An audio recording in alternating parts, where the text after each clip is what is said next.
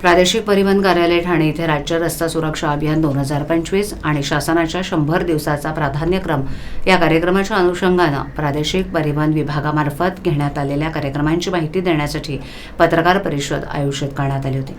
पत्रकार परिषदेला संबोधताना हेमांगिनी पाटील, प्रादेशिक परिवहन अधिकारी ठाणे यांनी गेल्या साधारणतः 6 महिन्यांमध्ये प्रादेशिक परिवहन विभागामार्फत केलेल्या उपाययोजना, जनजागृती कार्यक्रम, वायुवेग पथकांची कामगिरी याबाबत माहिती दिली।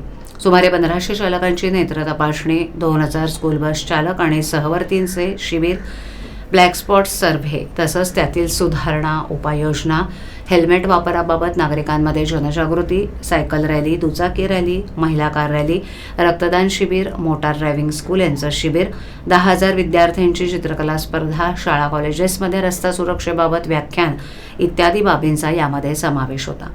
तसंच प्रादेशिक परिवहन विभाग, जिल्हाधिकारी कार्यालय, जिल्हा माहिती अधिकारी कार्यालय ठाणे यांच्या माध्यमातून दिनांक 22 जानेवारी 2025 रोजी लेखक विजय कट्टी यांचे आजीची रस्ता सुरक्षाबाबतची गोष्ट नावाचं लहान मुलांचं पुस्तक प्रकाशित करण्यात आलं। पत्रकार परिषदेसाठी प्रादेशिक परिवहन अधिकारी हेमांगिनी पाटील, जिल्हा माहिती अधिकारी मनोज सानप, उपप्रादेशिक परिवहन अधिकारी रोहित काटकर, लेखक विजय कट्टी, सहाय्यक प्रादेशिक परिवहन अधिकारी मानसिंग खाडे, धनंजय गोसावी, गणेश पाटील आणि प्रादेशिक परिवहन विभागाचे अधिकारी कर्मचारी उपस्थित होते।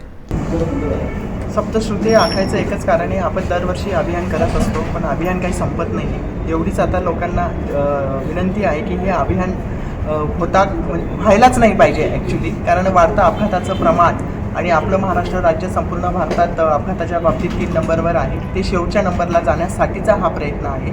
त्यामुळे ह्या जे काही रस्ता सुरक्षेचं अभियान आहे, जनजागृती करून लोकांपर्यंत किती जास्तीत जास्त पोहोचता येईल तेवढा प्रयत्न आमचा आहे, जेणेकरून अपघाताचं प्रमाण कमी होईल आणि आपलं महाराष्ट्र राज्य हे शेवटच्या नंबरला जाईल, एवढीच इच्छा।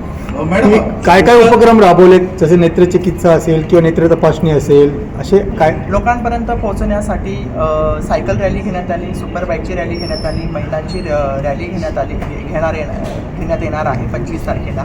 त्याचप्रमाणे शालेय विद्यार्थ्यांना मोटार वाहन निरीक्षक यांच्या मार्फत लेक्चर्स देण्यात आलेले आहे, ड्रॉइंगची कॉम्पिटिशन घेण्यात आलेली आहे, निबंध स्पर्धा घेण्यात आलेली आहे, घोषवाक्याची स्पर्धा घेण्यात आलेली आहे। तसेच वाहनाला कधी कधी आग लागते आपण अचानकच, तर अशा वेळेस ड्रायव्हरनी काय केलं पाहिजे याविषयी दक्षता घेण्याचं लेक्चर देखील मोटार वाहन निरीक्षक आणि फायर एक्स्टिंग्विशर जे आहे त्यांच्या मार्फतीने घेण्यात आलेले आहे। तसेच स्कूल बस जे काही चालक आहेत त्यांच्यासाठी विशेष कार्यक्रम घेण्यात आलेले आहेत, नेत्र तपासणी करण्यात आलेली आहे। तर नेत्र तपासणी जवळजवळ 1500पेक्षा जास्त चालकांची आपण केलेली आहे आणि ज्या चालकांना त्याच्यामध्ये दोष आढळून आलेले आहे अशा चालकांना मोफत चष्मे आणि मोतीबिंदूंचं ऑपरेशन देखील NGOच्या मार्फत करण्यात आलेले आहे।